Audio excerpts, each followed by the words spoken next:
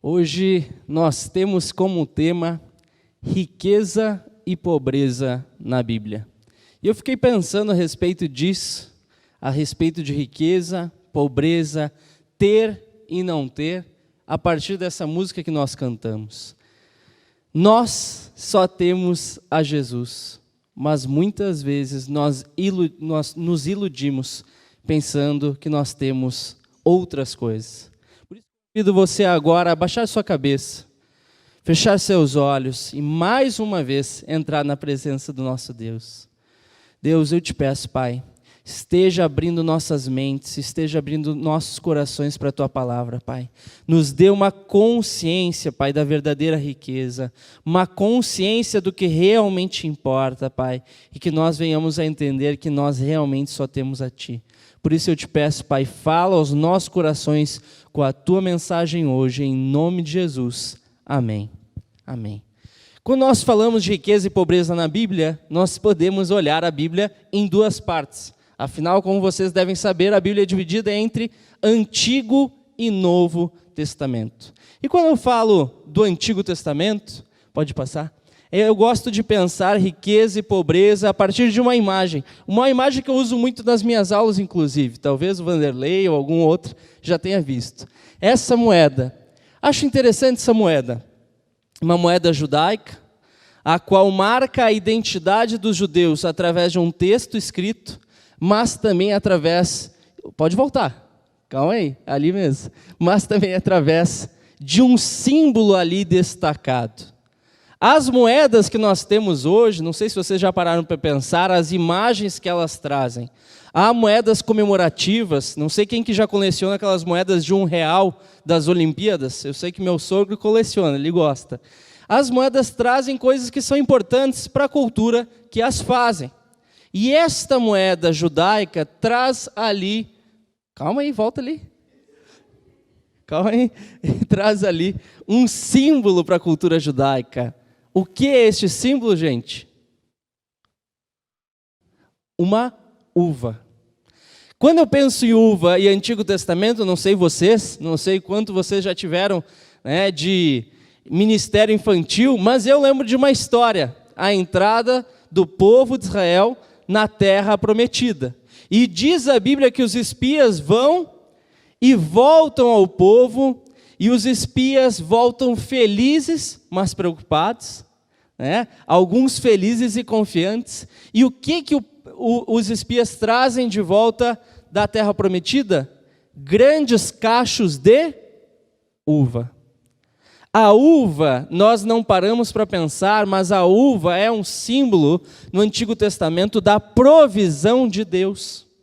Deus prometeu uma terra fértil e esta promessa foi cumprida. E foi visto isto pela primeira vez, pelos grandes cachos de uva. Mas na Bíblia nós temos a uva também se destacando no Antigo Testamento nas leis judaicas. Há uma lei, agora sim pode passar, na qual fala algo interessantíssimo. Está lá em Deuteronômio, pode passar mais um? Só para aparecer. Aí. Deuteronômio 23, 24 e 25 diz assim: se vocês entrarem na vinha do seu próximo, poderão comer as uvas que desejarem, mas nada poderão levar em sua cesta. Se entrarem na plantação de trigo do seu próximo, poderão apanhar espigas com as mãos, mas nunca usem foice para ceifar o trigo do seu próximo. Esse texto é um texto maravilhoso.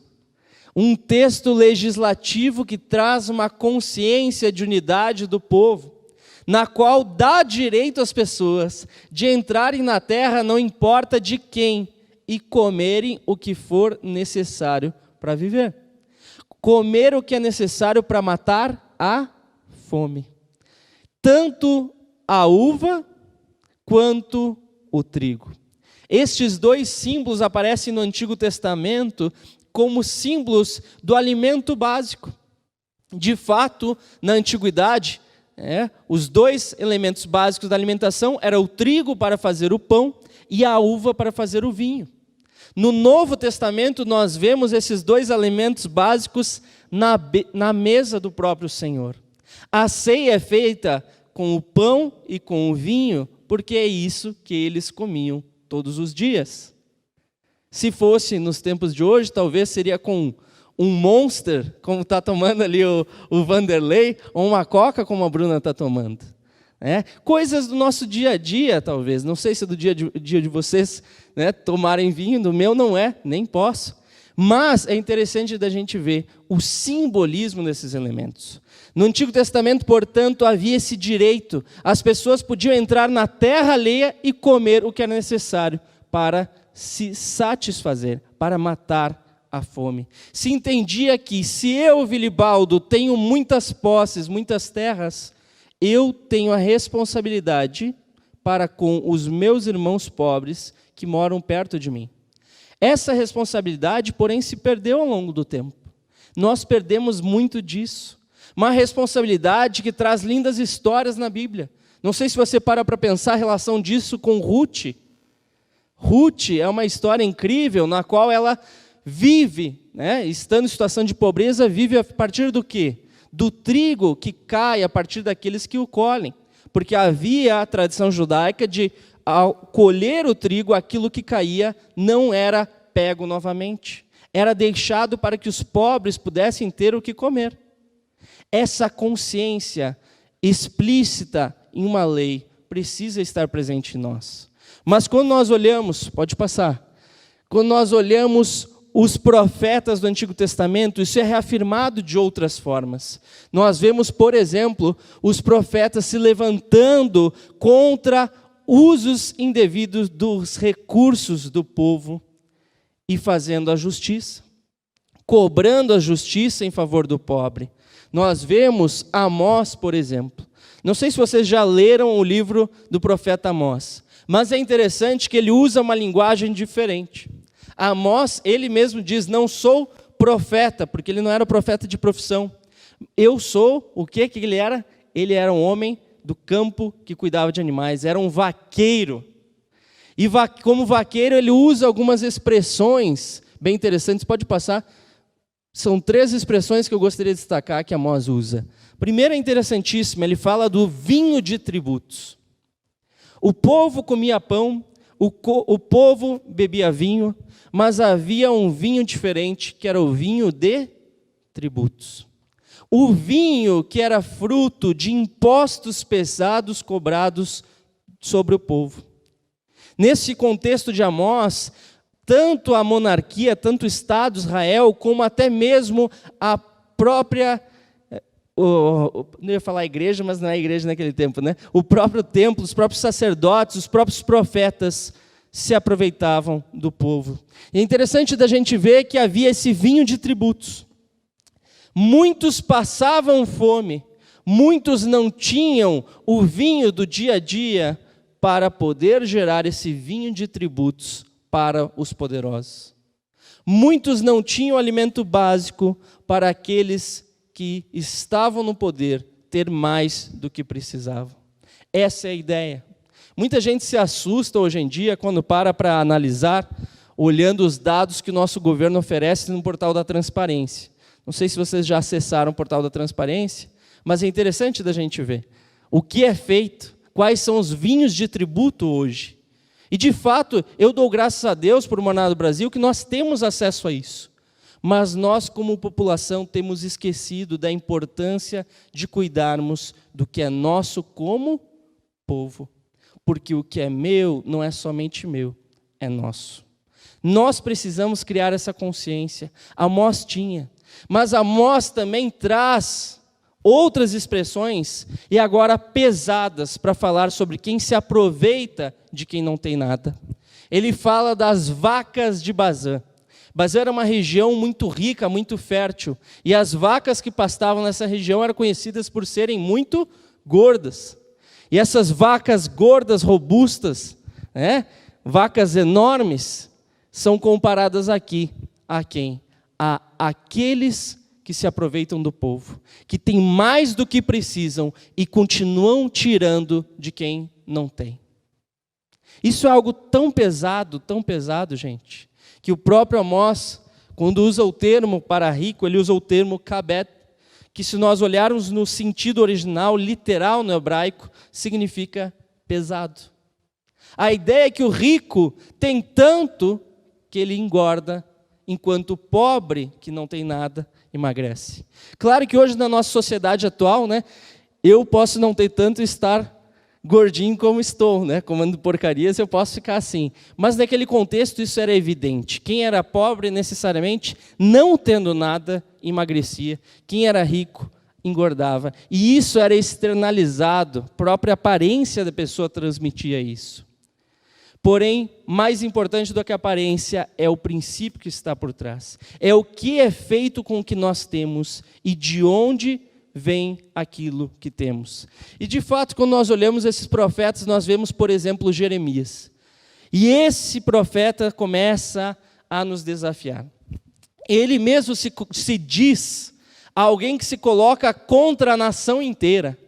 Ele se diz que, como profeta, foi levantado contra o país todo, contra os reis de Judá e seus chefes, contra os sacerdotes e contra os proprietários de terra. Todos estavam se aproveitando do povo e ele precisou se levantar com uma voz profética para trazer a verdade. E qual que é a verdade que havia sido esquecida? É uma verdade que talvez sirva para nós ainda hoje. A verdade que Jeremias nos lembra, pode passar, é a seguinte: ai daqueles que fazem leis injustas, que escrevem decretos opressores para privar os pobres dos seus direitos e da justiça os oprimidos do meu povo, fazendo das viúvas sua presa e roubando dos órfãos. Ai daqueles que se aproveitam de quem não tem, para acumular nos seus bolsos muito mais do que precisa. Algo pesado. E talvez você pense, é isso mesmo? Contra os políticos. Mas Jeremias nos traz um desafio muito maior. A mensagem dele não é só para provocar quem estava no poder, mas ele provoca a todos com o seguinte: quando Jeremias fala a respeito de jejum, pode passar mais um, ele nos traz a seguinte palavra, está lá em Isaías, desculpe, em Jeremias não, aqui é outro profeta, Isaías 58:6. Os profetas Amós, Jeremias, Isaías nos trazem um desafio. Você já fez um jejum? Você já fez um jejum?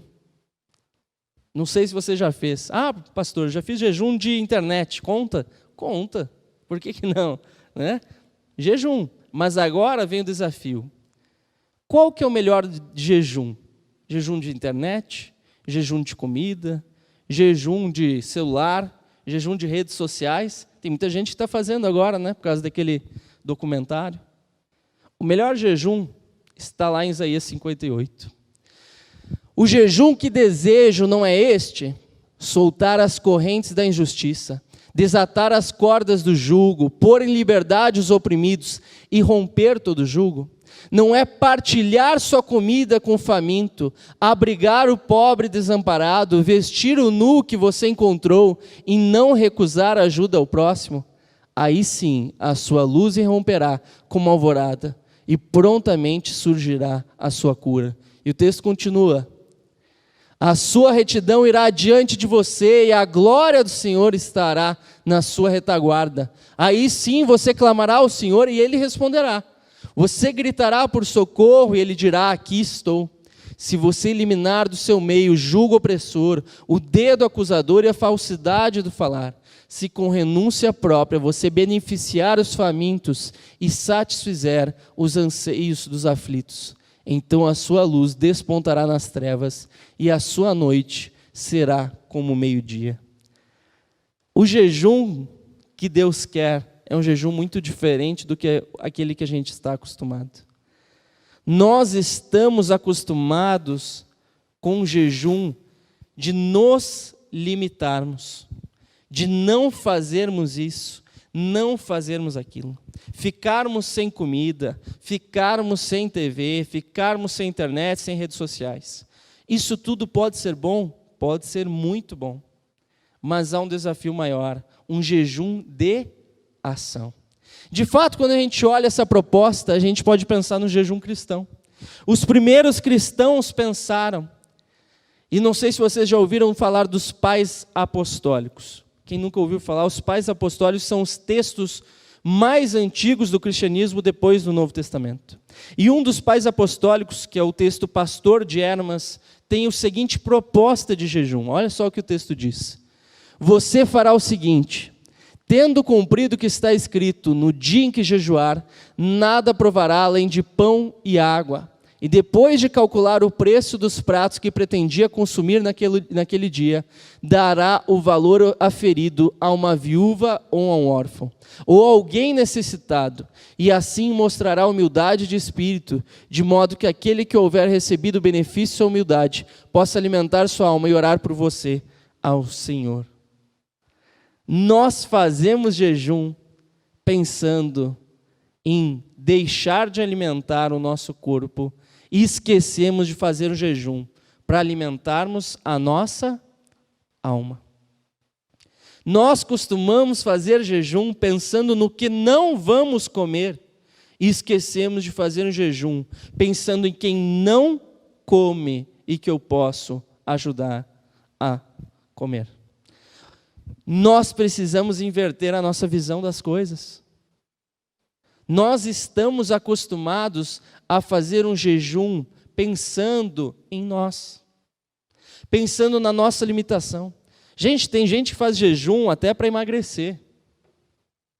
Não vou comentar, ia comentar, mas não vou falar o nome. Mas lembro de tempo atrás que deu uma polêmica na internet com uma moça cristã, que falou, não sei como é que tem pastor gordo, etc., né? Se ela me vê, já fica escandalizada, né? Que a pandemia que fez efeito aqui. Mas, não sei como é que tem pastor gordo e tal. Tem, a gente está por aí.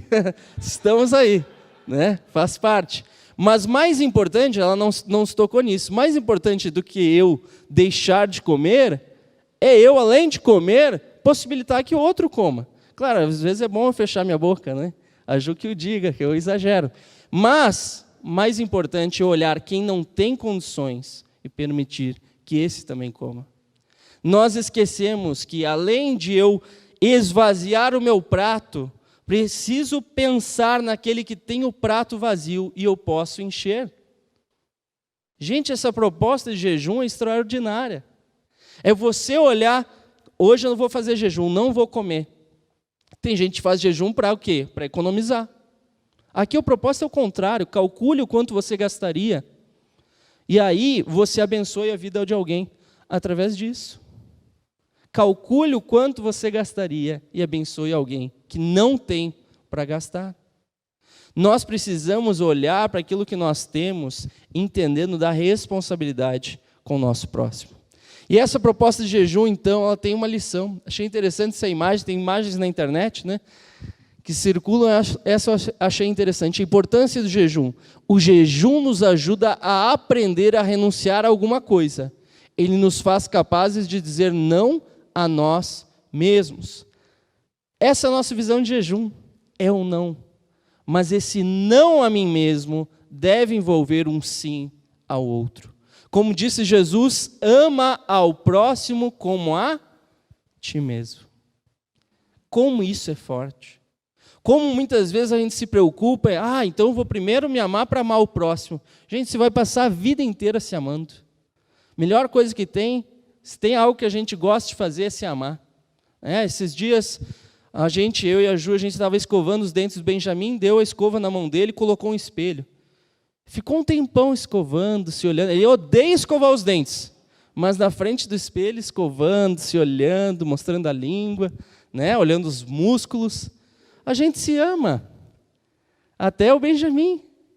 Benjamin, incrível. Né? A gente aponta para a Ju. Quem que é? Mamá. Para mim, papá. A gente pergunta, e você? Faz uma cara assim. Eu sou mais eu sou... Nem tem como descrever com palavras, né? Nem tem palavras para se descrever. A gente se ama demais. A questão é, a gente ter amado o próximo? Esse é o desafio. O desafio não é se amar, isso aí já vem dentro de nós. Isso aí já está no DNA da gente. Mas amar o próximo é um desafio e é um mandamento. Quando a gente olha, então, esse próximo passo, O Antigo Testamento fala de riqueza e pobreza, mas e o Novo Testamento? Que nos fala? Coloquei outra imagem ali. Uma moeda romana de ouro, que traz uma imagem da visão de riqueza e pobreza dos judeus do tempo de Jesus.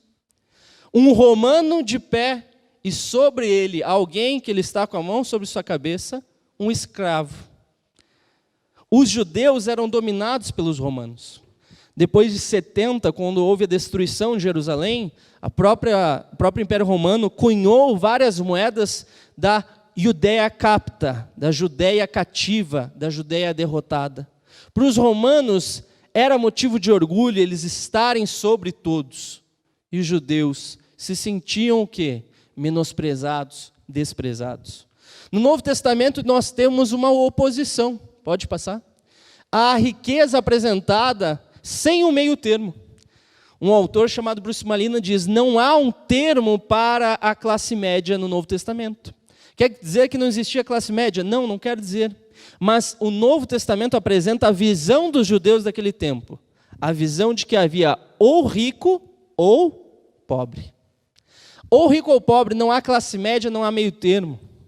Só há esses dois. Interessante a gente ver, pode passar? Essa oposição, ela aparece nos textos e ela é um simbolismo. Porque quando o Novo Testamento fala de rico ou fala de pobre, não quer dizer necessariamente que está falando de quanto dinheiro essa pessoa tem. Porque pode haver um rico com pouco dinheiro e um pobre com muito dinheiro. Mas é interessante que nós falamos, né? Nós queremos ser ricos, né? Ricos em amor, ricos nisso, naquilo, naquilo outro. Mas, biblicamente, bem-aventurado o pobre. Porque a ideia ali é a relação que eu tenho com os bens, com o dinheiro. De fato, o evangelista que mais apresenta isso é Lucas. Lucas dá ênfase nos pobres. Pode ir passando. Ele traz, por exemplo, né, a gente tem em Mateus a bem-aventurança. Bem-aventurados os pobres de espírito, porque deles é o reino dos céus. Lucas fala somente: bem-aventurado vós, os pobres, porquanto a vós pertence o reino de Deus. É os pobres. Mateus traz, né, aquela pobres de espírito. Lucas não, é pobre mesmo, porque ele traz essa ideia. Rico e pobre. É claro que ele fala do pobre de espírito, mas para ele só há rico e pobre nesse sentido. Mas o que é esse rico e o que é o pobre? Quando a gente olha os textos, nós temos o maior exemplo do rico, o jovem rico. Os ricos não são quem tem dinheiro, mas quem ama o dinheiro. De fato, o jovem rico tinha muito dinheiro. Então nós o temos como rico. Mas ele é um rico na visão bíblica porque ele ama o dinheiro sobremaneira. E nós vemos Jesus fazendo um desafio. Ele mesmo chega para Jesus: Senhor, o que devo fazer para ter a vida eterna? Você sabe os mandamentos? Sei tudo, cumpro tudo. Então só falta uma coisinha. Vai lá, vende tudo que tem e dá aos pobres. O que ele responde? Não responde, só sai. Ele amava muito aquilo que ele tinha e não tinha disposição de deixar de lado para aprender o verdadeiro amor. Esse é o rico. Mas nós temos pessoas com dinheiro que aprenderam a ser pobres de espírito, aprenderam a ter esse desapego com os bens. E um exemplo é Zaqueu. Quem participa do Ministério Infantil conhece, né? A criançada ama a história de Zaqueu. Quem não conhece a história de Zaqueu, pelo menos já ouviu aquela música do Zaqueu também, né? Que é famosa, né? Como Zaqueu, quero subir. Zaqueu é um cara incrível. E a gente destaca tanto o fato dele ter subido na árvore. Gente, subir numa árvore não é tão difícil, né? Eu tenho um pouco mais de dificuldade agora. Eu lembro quando eu era mais novo, eu conseguia subir nas árvores, tudo, né? Hoje em dia eu já não garanto. Acho que a Ju consegue melhor que eu. Mas o que ele fez que realmente foi diferencial foi depois. Zaqueu, que tinha muitos bens, resolveu devolver aquilo que tinha pego a mais e dar parte daquilo que ele tinha. Não somente devolveu o que ele roubou, mas também deu parte daquilo que ele tinha de volta, ou melhor, como bênção aos outros de volta a Deus. Uma consciência incrível ao ponto de Jesus olhar para ele e falar: houve salvação nessa casa. Porque a salvação envolve uma disposição do coração. Eu deixar o ídolo que está no meu coração e adorar verdadeiramente a Deus.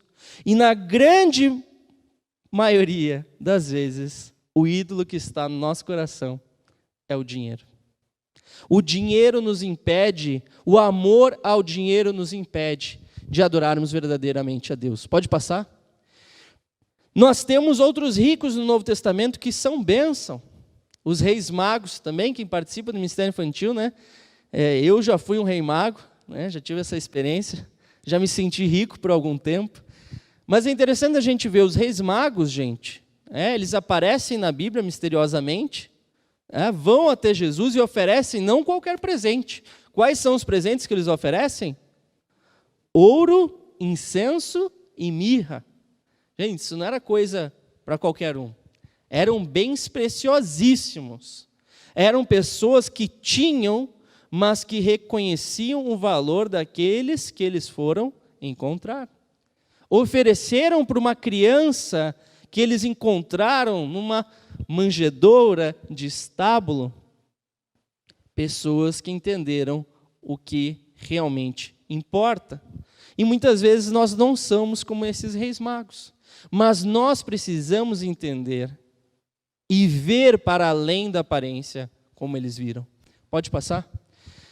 Nessa relação nós vemos, por exemplo, Levi. Pode ir passando? Levi também nos traz uma grande lição. Diz o texto bíblico de Lucas 5. Depois disso, Jesus saiu e viu um publicano chamado Levi, sentado na coletoria, e disse-lhe: siga-me. Levi levantou-se, deixou tudo e o seguiu. Então Levi ofereceu um grande banquete a Jesus em sua casa.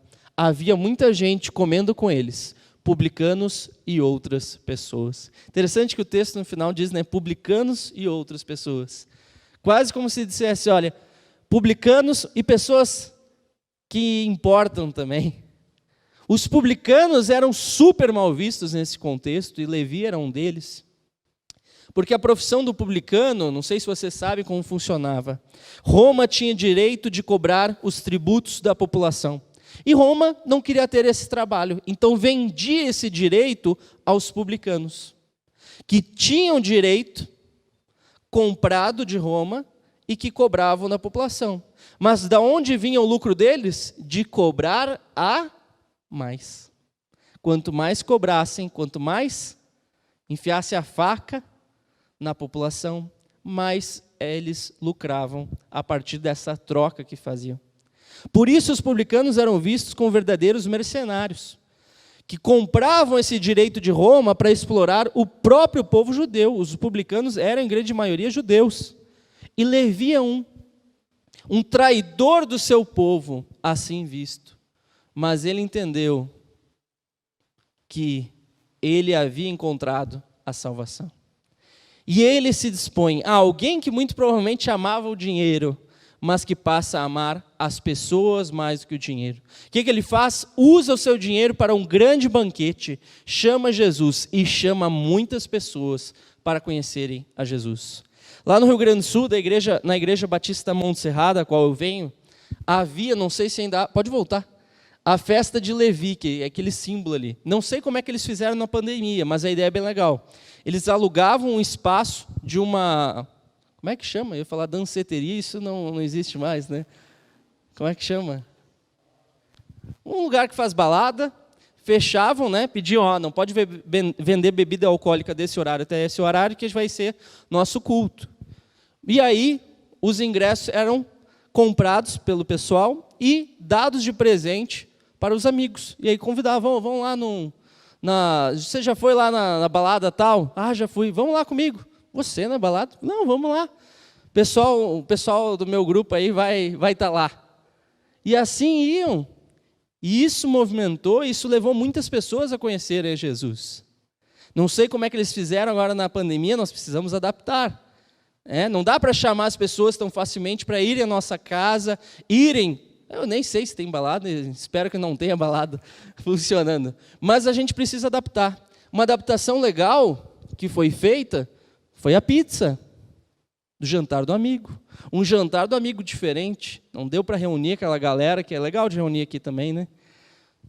Um jantar do amigo no qual se oferece o banquete de Levi, para que as pessoas possam ouvir falar de Jesus, para que elas sintam através daquilo que eu tenho, que eu posso oferecer, o amor de Deus. E de fato esse banquete também foi oferecido ontem a nós. A Fernanda, agradeço a Fernanda, que acredito que esteja nos acompanhando. Fernanda nos ofereceu um banquete de amor também. Ela provavelmente estava em casa, certo, assistindo Netflix, pensou, vou ofertar aí um kit Netflix para a família Rupental. E enviou lá para a nossa casa. Quando a gente viu, chegou lá. A gente estava cuidando das crianças, quando viu, chegou um negócio para nós. Ué, o que é isso? Um kit Netflix. Até fiquei constrangido, né? Fazia tempo, né, amor, que eu não estava vendo filme com vocês. Tinha abandonado a Ju e a Gabi, que eu gosto de assistir filme de noite com elas. Mas daí eu escrevendo minha tese, ontem eu quero saber, vou dar um tempo, vou descansar, aproveitar, receber da parte de Deus esse presente e assistir um filme. Então, a Ju não conseguiu, dormiu, mas faz parte da nossa rotina. Nem sempre a gente consegue, não é fácil. Mas é muito bom ver a Ju agora aqui, graças a Deus, amor? Talvez daqui a pouco a gente tenha que sair correndo lá para acudir as crianças, mas estão bem, né? Mas são questões, a gente sentiu o amor de Deus através de uma pessoa que se dispôs, que deu um presente. Nós também podemos fazer isso. Nós devemos fazer isso.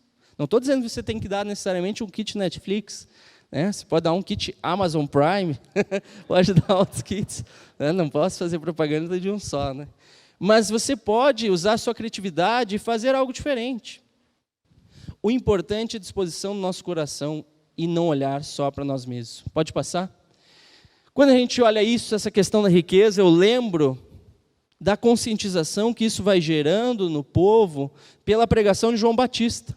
João Batista xingando a população, chamando ao arrependimento, e aí quem se dispõe chega para ele e pergunta, então o que nós faremos? Qual que é a resposta dele? O que devemos fazer? Perguntavam as multidões. João respondia, quem tem 2 túnicas, reparta-as com quem não tem nenhuma, e quem tem comida, faça o mesmo. Algo simples. Mas eu não tenho nada. Claro que você tem. Todos nós temos. Pode não ter muito. Pode estar em situação de contenção. Mas aquilo que a gente tem, a gente pode olhar com amor para quem tem menos ainda e abençoar. João Batista tinha essa consciência, gente. E olha que João Batista não tinha nem capa. O texto diz que ele vivia com roupa de pelo de camelo e comia mel. Então, um cara era bem alternativo, bem roots aí. E ele se dispunha e propunha para que os outros se dispusessem também. Qual é a sua disposição? O que você tem? Talvez você esteja sentindo como eu me sentia. Lembro que há tempo atrás, eu e a Ju começamos a namorar, já contei essa história.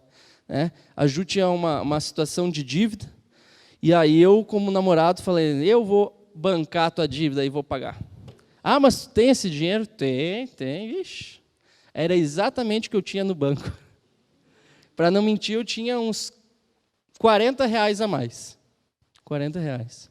E eu lembro que eu olhei aqueles R$40, ficou, tinha o dinheiro no banco, aí diminuiu, escoou, eu praticamente ouvi, pagando lá o negócio, praticamente ouvi. Sabe aquele barulhinho do banco imobiliário que você usa cartão? Não sei se vocês já jogaram. Que daí, quando eu paguei lá a dívida da Ju, eu ouvi o...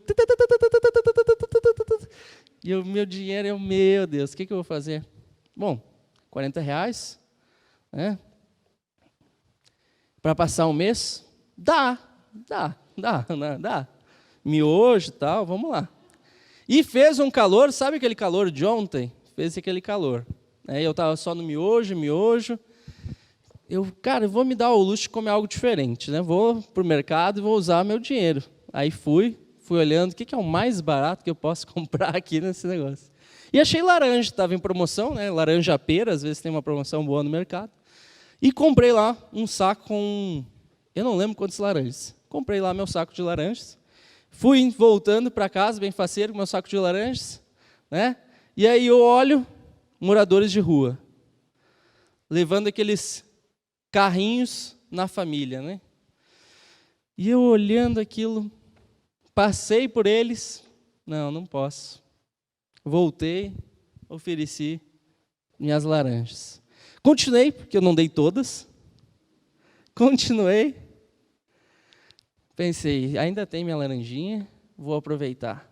Quando eu cheguei lá na faculdade Batista, estava lá a moça da limpeza, limpando, e eu olhei para ela, suando ela, naquele calor, perguntei, você não quer uma laranja? A esperancinha é, não, obrigado. Eu quero, eu aceito, nossa, como eu queria. Está aqui a laranja. Ela, nossa, sabe o que eu estava pensando aqui?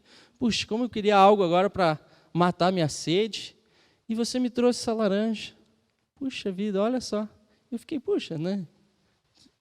Como a gente pode fazer diferença na vida do outro? E como a gente é egoísta? Quando eu vi aquela família que estava sofrendo para empurrar aquele negócio, minha vontade era sair correndo na outra direção e levar minhas laranjas para casa. O meu amor por mim mesmo me conduz para longe de todos que precisam. Mas o meu amor a Deus precisa me conduzir àquele que eu posso fazer a diferença.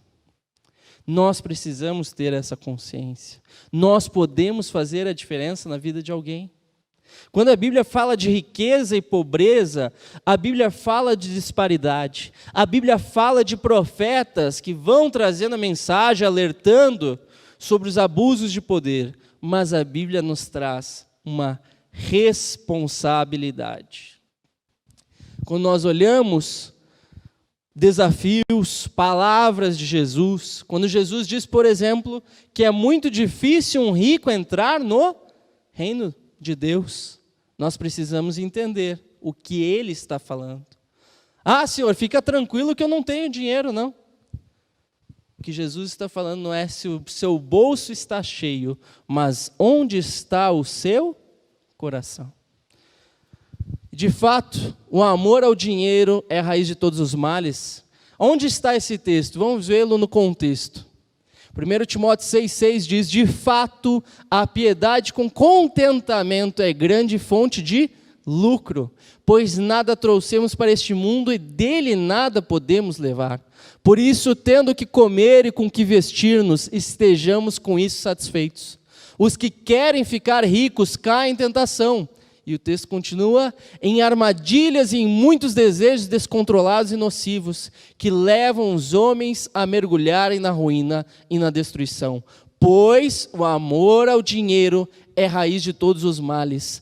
Algumas pessoas, por cobiçarem o dinheiro, desviaram-se da fé e se atormentaram a si mesmas com muitos sofrimentos.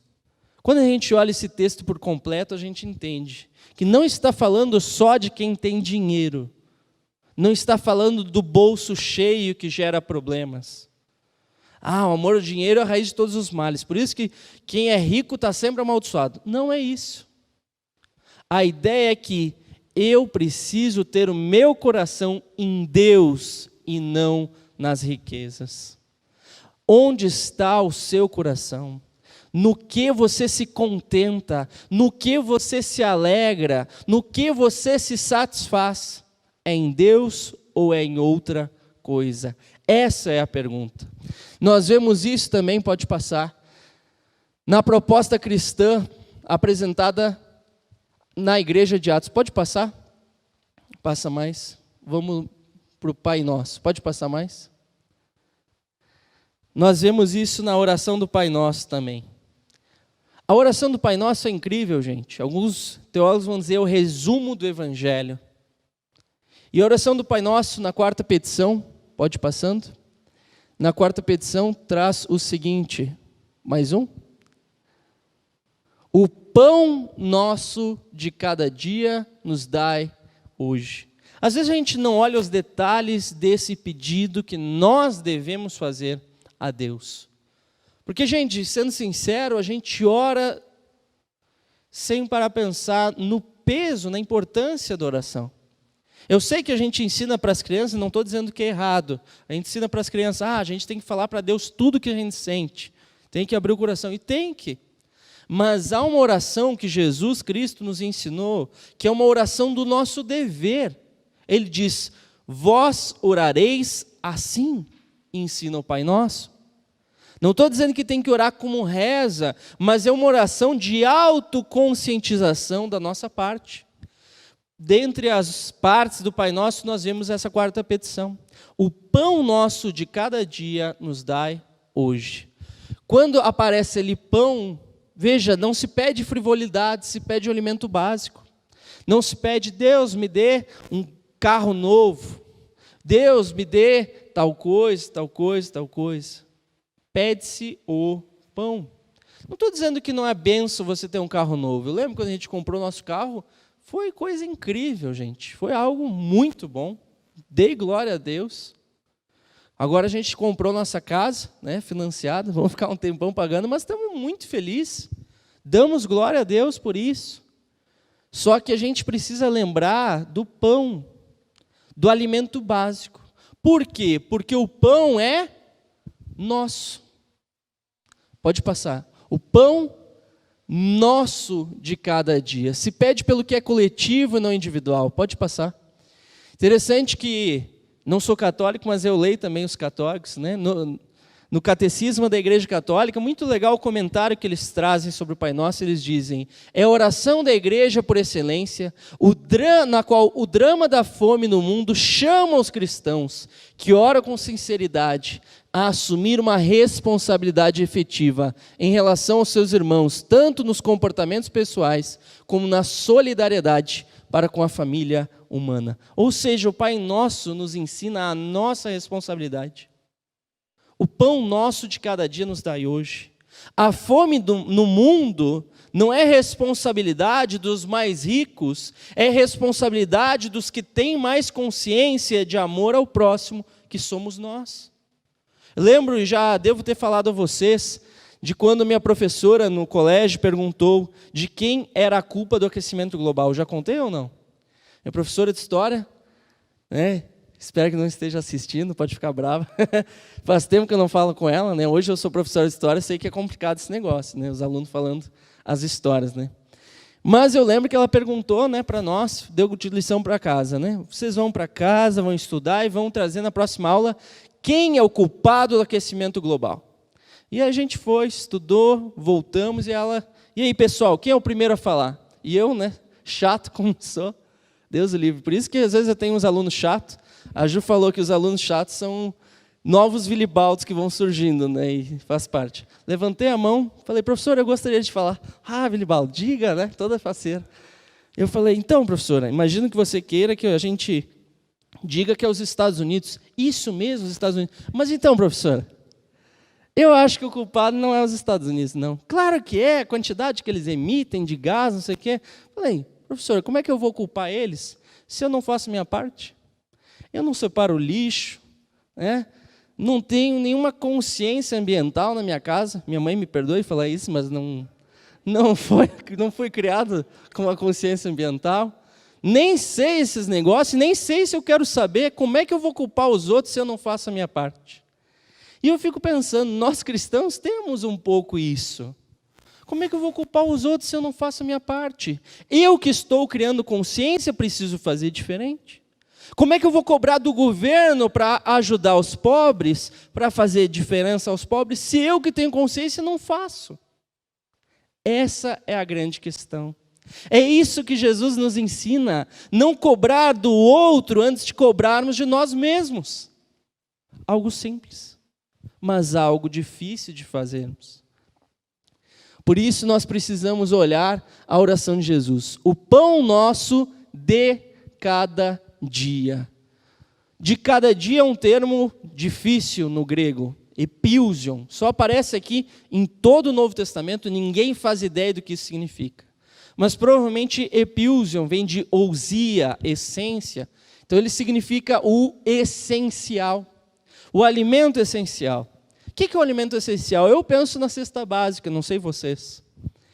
Mas lá em casa eu sei que a gente não fica só na cesta básica, a gente, né, tem aqueles privilégios de pequeno burguês, né, de comer umas coisinhas diferentes, um queijo branco, os negócios que o Benjamin gosta, né, a gente compra e depois se arrepende, né. Esses dias a gente comprou um queijo branco e um suco de laranja, sabe aqueles de coisa, né, é caro aqueles negócios.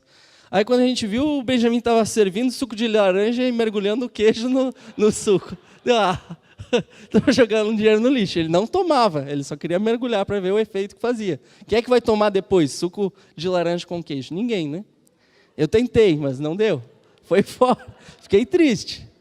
Mas veja, nós devemos ver os alimentos básicos. Por quê? Porque a gente se acostuma a cada vez ter mais e mais e mais, e se acostuma com as bobagenzinhas que a gente vai tendo, que é bom, é gostoso, mas não pode fazer a gente esquecer de pensar naquele que não tem o essencial.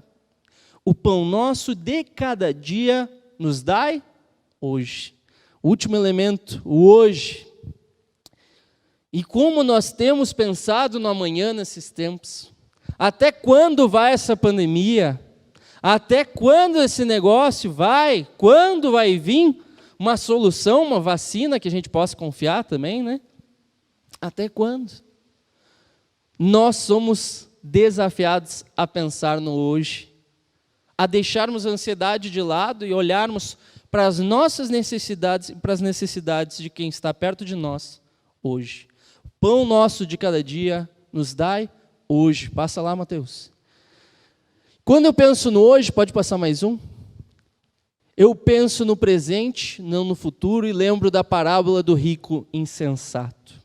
Essa parábola, gente, é uma parábola que mexe muito comigo.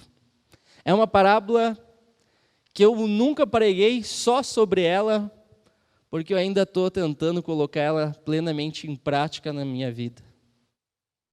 A parábola do rico insensato, não sei se vocês lembram, um homem tem um campo, e esse campo dá uma colheita incrível, muito mais do que ele esperava. O que ele faz então? Manda construir celeiros novos para armazenar tudo aquilo. E aí Deus diz, louco, não sabe que hoje pedirei a tua alma. Você está pensando em guardar tudo isso para amanhã? Pois é, não tem mais amanhã para você. Não sei vocês, gente, mas eu me sinto às vezes como esse rico insensato. Não sei se vocês conseguem enxergar a imagem claramente, mas é um rico no escuro, à luz de velas, olhando os papéis com as contabilidades de tudo que tem. E eu fico pensando em mim mesmo. Quando, nos momentos que entra o dinheiro, meu salário, eu pego meu celular, olho minha conta e sinto ali aquela alegria. Ah, tenho dinheiro, tenho tranquilidade, né? Início de mês não dá essa sensação? Na pandemia não dá essa sensação quando a gente enche nossa prateleira de coisa? O início de pandemia é o início de casamento também, né? Enche de coisa. E pensar, agora sim, eu posso viver tranquilo. Gente, nós não sabemos o amanhã. Nós não sabemos. Enquanto a equipe de louvor vem aqui à frente, eu gostaria de, a partir dessa parábola, lembrar a você. Quando nós olhamos a eternidade, nós percebemos que nós não temos nada senão uma coisa. Eu peço para a equipe de louvor puxar essa música. Nós só temos a Jesus Cristo. Nós só temos a Jesus Cristo. Onde está a sua confiança? Na sua prateleira cheia? Na sua conta no banco? Na sua inteligência? Naquilo que você tem feito, no seu trabalho, na sua família? Onde está o seu coração? O desafio que Jesus nos dá é olhar para além daquilo que estamos acostumados. É olhar para além de nós mesmos. Olhar para a necessidade de quem precisa. No Antigo Testamento, quem precisa é chamado por uma expressão, o órfão e a viúva. Se dizia naquele contexto que o templo que tinha o tesouro dos órfãos e das viúvas. Nós vimos os profetas lembrando a responsabilidade que este cuidado do órfão e da viúva não era somente do templo. Todos devem cuidar dos órfãos e das viúvas. Por isso Tiago nos lembra que a verdadeira religião é cuidar do órfão e da viúva. E assim nós percebemos que muitas vezes tentamos jogar nas costas de outro aquilo que Deus pede de nós.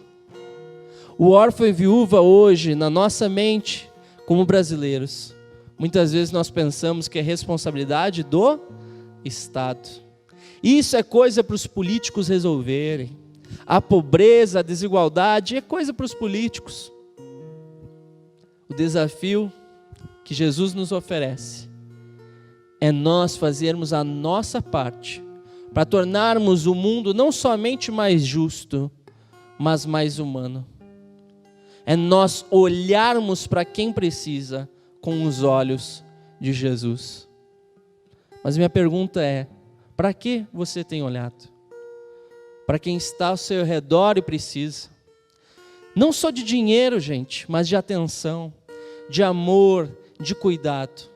Ou será que seus olhos estão presos na conta do seu banco? Estão presos naquilo que você tem feito, naquilo que você tem, na sua prateleira? Seja ela de alimento ou seja uma prateleira diferente, uma prateleira de títulos, uma prateleira daquilo que você está fazendo.